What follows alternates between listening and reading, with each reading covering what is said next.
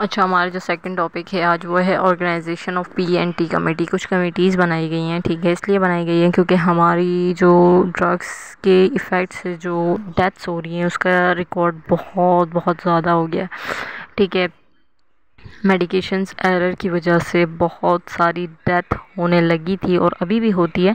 ये नहीं है कि अभी नहीं होती, अभी थोड़ी कम हो गई है, लेकिन पहले बहुत ज़्यादा डेथ वाक़या हुई, जिसकी वजह से हमने ये पॉलिसीज़ बनाई है ताकि हमारे जो फार्मेसी डिपार्टमेंट है उसमें जो है एरर्स के चांसेस थोड़े कम हो जाए। इस तरह ये कि किसी की जान बच सकती है। मेडिकेशन एरर की वजह से बहुत सारी जो है जानों का नुकसान हुआ था, इसलिए कमिटीज़ बनी थी, ठीक है। Pharmacy department, medical staff, pharmacy and therapeutic committee, ये तमाम कमिटीज़ आज हम पढ़ेंगे। Prerequisites for an effective committee. Committee's task: selection of the members, evolve interpersonal relationship, support of the groups should be clearly differentiated from staff groups, ठीक है। ये तमाम चीज़ें आज हम इसके अंदर पढ़ेंगे। Organisation and operations, composition, chairman, meetings, investigation to a specialised person, an agenda and supplementary. अब बता रहे हैं कि कंपोजिशंस क्या होगी इसकी, इस कमेटी के अंदर कौन कौन से लोग शामिल होंगे, चेयरमैन कौन होगा, मीटिंग्स का क्या क्राइटेरिया है, investigation to be specialised person, ठीक है, स्पेशलाइज्ड पर्सन से क्या इन्वेस्टिगेशन ली जाएगी, an agenda and supplementary materials, preparation of the minutes, ठीक है, recommendations, involvement with other hospital committees, other hospital committees की क्या इन्वॉल्वमेंट होगी, पॉलिसीज़ क्या होंगे, रूल्स एंड रेगुलेशंस क्या होंगी। फंक्शंस एंड स्कोप, क्या फंक्शन था इसका, क्या स्कोप है, ठीक है। To provide service in an advisory capacity in all the matters pertaining to the use of available medications, available medications के जो यूज़ है उसके रिगार्डिंग जितनी भी एडवाइजरी होगी वो सारी चीज़ें एडवाइस वगैरह दी जाएगी। The develop policies, rules and regulations related to all aspects of medication use within an institution।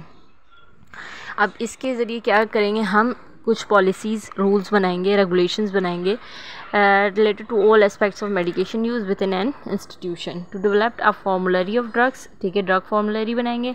To facilitate cost effective drug therapy, to participate in quality assurance activity, to advise the pharmacy in implementation of effective drug distribution, to make recommendations concerning drugs to be stocked, to evaluate, approve or reject drugs purpose, to review drug utilisation in the hospital, ठीक है। इन तमाम चीज़ों का review किया जाएगा कि जो drug utilisation हो रही है हॉस्पिटल में उसका रिव्यू किया जाएगा। To define categories of drug used in the hospital, ठीक है, कौन कौन सी ड्रग कैटेगरीज यूज हो रही है। टू रिव्यू एडवर्स रिपोर्ट्स, मैंने बताया था एडवर्स रिएक्शंस की वजह से बहुत सारी डेथ्स वगैरह हो जाती हैं तो उसको भी हम रिव्यू करेंगे। To develop the pertinent educational materials and programmes, आप क्या करेंगे, एजुकेशनल मटेरियल्स क्रिएट करेंगे डॉक्यूमेंट की फॉर्म में या फिर भी क्या सेमिनार्स की फॉर्म में प्रोग्राम्स करेंगे अरेंज, जिससे हमें नॉलेज में हमारे फार्मासिस्ट की या किसी भी आम पेशेंट की डिफरेंट सेमिनार्स अरेंज करेंगे कि तमाम जो हमारी पॉपुलेशंस है उनको अवेयरनेस हो, ठीक है। Factors considered bye PNT committee, clinical efficacy, safety, therapeutic need, clinical guideline. अच्छा, क्लिनिकल एफिकेसी बताएंगे कि मेडिकेशंस कितनी एफिशिएंट है, सेफ्टी कितनी मार्जिन की सेफ्टी है इसके अंदर, थेराप्यूटिक नीड कितनी है इसकी, क्लिनिकल गाइडलाइंस बताएंगे, ठीक है। Standards of medical practice, other treatment options, pharmaco economics, cost, ठीक है। अब फार्माको इकोनॉमिक्स क्या है, सबसे पहले फार्माको इकोनॉमिक्स क्या है। Rigorous pharmaconomics evaluations can and should be conducted in some cases when reviewing new medications, ठीक है। These evaluations should state the perspective of analysis, for example patient, healthcare provider और payer, ठीक है। अब pharmacoeconomics से हमें क्या पता चलेगा, perspective of analysis like patients, healthcare provider and payer। अच्छा, when new medications being considered are found to be therapeutically equivalent to existing alternatives having equivalent efficacy and safety, then the cost minimizing approach is appropriate। अब मैं बताती हूँ pharmaco economic क्या होता है।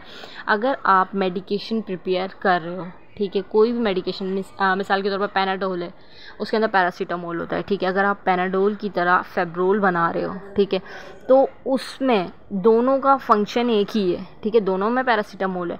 लेकिन अगर एक मेडिकेशन सस्ती है और एक महंगी है, तो आप प्रिफर, जो पॉपुलेशन है हमारी, वो जो पेशेंट्स है, वो प्रिफर क्या करेगा, वो कोस्ट इफ़ेक्टिव देखेगा कि ऐसी मेडिकेशन जिसका इसकी एफिकेसी, मतलब जिसका यूज़ भी सेम हो, जो आपको फ़ायदा दे रही है वो सेम एफिकेसी, उसकी सेम फ़ायदा दे रहा है, एफिशिएंट भी उतना ही है, ठीक है, यूज़ भी सेम ही है, और लेकिन क्या है, सस्ती है। अब वो प्रेफर किसको करेगा, जो सस्ती होगी, क्योंकि दोनों से ही हम लोग ठीक हो रहे हैं, ठीक है, दोनों एज अ पेन रिलीवर ले रहे हैं या किसी तौर पे भी हम ले रहे हैं, तो अब क्या होगा, वो पेशेंट क्या देखेगा, कॉस्ट इफेक्टिव देखेगा। तो फार्माको इकोनॉमिक्स इस चीज़ में आता है कि एक ड्रग आप उसी लेवल की बनाओ लेकिन वो कॉस्ट में क्या हो, कम हो।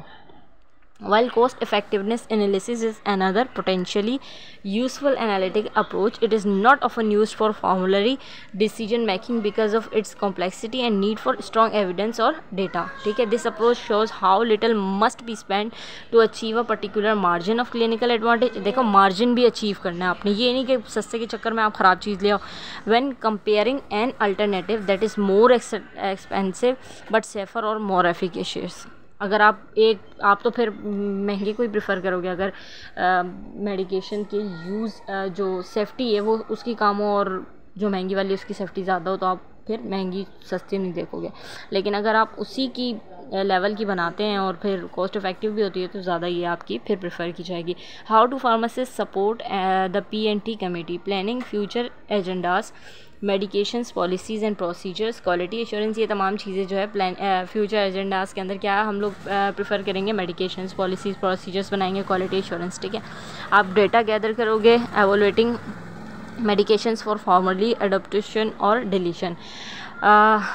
How do pharmacist support, pharmacist PNTC जो कमेटी है उसको कैसे सपोर्ट कर सकता है, प्लानिंग फ्यूचर एजेंडास। अब वो फ्यूचर एजेंडास को कैसे प्लान करेगा, मेडिकेशंस को देखेगा, पॉलिसीज़ एंड प्रोसीजर्स को देखेगा, क्वालिटी एश्योरेंस को देखेगा, तो ये सारा फार्मासिस्ट का रोल है। डेटा गैदर करेगा, एवोल्यूएटिंग मेडिकेशंस फॉर फॉर्मुलरी एडॉप्टेशन और डिलीशन, अगर कोई फॉर्मुलरी में एडॉप्टेशन करनी है, डिलीशन करनी है, तो वो आप उसको भी देखोगे। Pharmacy and therapy